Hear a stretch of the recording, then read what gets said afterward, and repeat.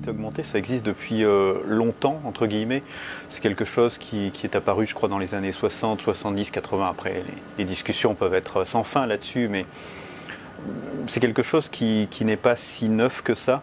Ce qui s'est passé les 10 dernières années, avec l'arrivée de l'iPhone, faut être clair, c'est que quasiment tout le monde, je vais mettre beaucoup de guillemets dans cette discussion, mais quasiment tout le monde a pu avoir un appareil, une interface capable de vivre des expériences de réalité augmentée.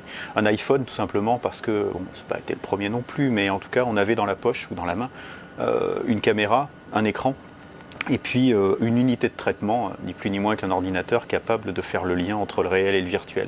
Et la réalité augmentée, finalement, si on s'intéresse à la définition de base, c'est ni plus ni moins qu'une interface. Ça nous permet, nous, de percevoir des éléments numériques, on va dire, dans le monde réel. C'est ce que vous voyez dans tous les exemples. Je regarde la table et je vois un jeu apparaître, ou je vois la Joconde ou le masque de Toutankhamon et je me balade autour.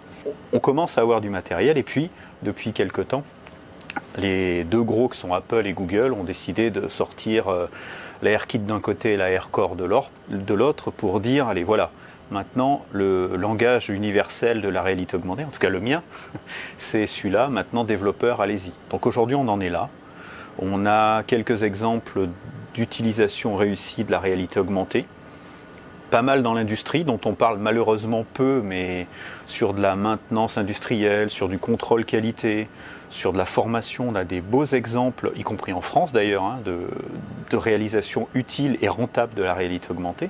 Et puis on a des utilisations qui sont aussi plus proches du grand public, mais les utilisations l'utilisation que fait Ikea pour son catalogue, pour choisir ses meubles et les mettre dans son salon, l'utilisation de L'Oréal sur le maquillage pseudo-virtuel en réalité augmentée. Tout ça montre qu'on commence à avoir des usages émerger et que les gens, le grand public, commencent à comprendre l'intérêt d'utiliser cette réalité augmentée. Finalement, il n'y a pas de miracle. Qu'est-ce que la réalité augmentée? Qu'est-ce que cette technologie donne en plus? Quel service elle apporte? Si on arrive à répondre assez facilement à cette question, je crois qu'on est sur la route du succès pour l'utilisation. La techno, c'est un outil, on en fait un peu ce qu'on veut. On peut l'imaginer de toutes les façons possibles.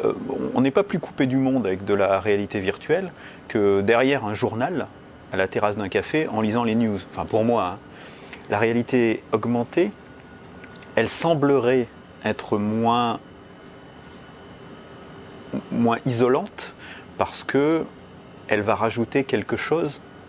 Alors, je prends des pincettes, mais rajouter un élément virtuel, un élément numérique au monde réel. Mais si on est tous les deux à faire une expérience de réalité augmentée, et je rajoute ici à côté de moi le fameux masque de Toutankhamon dont on parlait tout à l'heure, je le pose là, et on est tous les deux à le regarder, et à découvrir ses subtilités, parce qu'on aime ça, je sais pas. Ok, on partage quelque chose. C'est très dangereux de penser qu'une techno en elle-même va favoriser ou défavoriser la sociabilité, le lien, le machin. C'est souvent ce qu'on en fait.